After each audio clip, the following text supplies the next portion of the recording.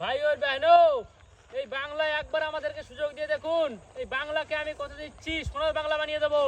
আমাদের নেতা জিন্দাবাদ! আমাদের নেতা আমি কিছু প্রশ্ন করতে চাই আপনাকে। যেমন আপনি কেন্দ্রতে সরকারে আছেন, একদম। আপনি অনেকটা রাজ্যে ক্ষমতায় আছেন, তো আমাদের রাজ্যকে সোনার বাংলা বানাবেন তাই বলছেন তো? তো আপনার যে গ্যারান্টি গুলো ছিল সেই গ্যারান্টি কিছু প্রশ্ন করতে চাই, করতে পারি? জলদি করো, একটু আমার তাড়া আছে। আচ্ছা, প্রতি বছর 2 কোটি চাকরি কোথায় গেল?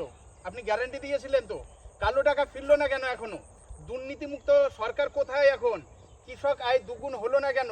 100টা স্মার্ট সিটি কোথায় বলতে পারবেন? নোট বাতিল ফেল কেন হলো? আর নোট বাতিল কেন হয়েছিল এখনো পর্যন্ত কেউ জানে না আপনি ছাড়া। নারী নিরাপত্তা কোথায় এখন?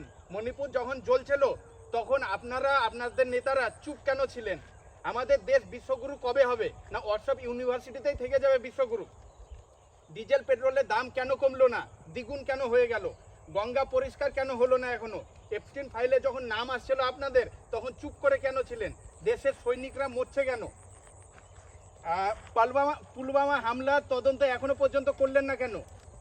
কে করেছিল এগুলো তদন্ত করা দরকার ছিল তো? তুই শেষ কর। কৃষক আত্মহত্যা করছে কেন? ইউজিসি অ্যাক্ট আইন পাস করার পর আবার বন্ধ কেন করা হলো? কৃষক আন্দোলনের সময় তাদের খালিস্তানি কেন বলা হয়েছিল? এই দেশে শিক্ষা স্বাস্থ্য নিয়ে রাজনীতি না করে ধর্ম নিয়ে রাজনীতি কেন করছেন? ইডি শুধুমাত্র অপোজিশনের উপর কেন রেড করে? রেপিস্টদের ফাঁসি দেওয়া হয় না কেন? এখন পর্যন্ত আপনি গরিব মানুষের জন্য কি করেছেন? আপনি সরকারের পদ থেকে গরিব মানুষের কোনো উন্নতি হয়নি, একমাত্র আম্বানি আর আদানি ছাড়া। এটা কেন হচ্ছে? রুপিয়া দুর্বল কেন হচ্ছে? আর যে ডলার আছে, ডলারটা মজবুত কেন হচ্ছে? মিডিয়াকে সত্য কেন বলতে দেওয়া হয় না? আপনাদের ডাবল ইঞ্জিন সরকারের রাজ্যগুলোর জঘন্য অবস্থা কেন? আমাদের বাংলার চেয়ে জঘন্য অবস্থা। আসামের মুখ্যমন্ত্রী যখন আপনারা একবার আমাদের সরকারকে ক্ষমতা নিয়ে আসুন। আমি এই বাংলাকে সোনার বাংলা বানিয়ে দেবো। দাঁড়ান ভাই, আপনি সোজাসুজি বলতে চাইছেন যে এর উত্তর আপনি দিবেন না, একটা প্রেস কনফারেন্স করবেন না, হ্যাঁ? আবার বাংলাকে সোনার বাংলা করবেন।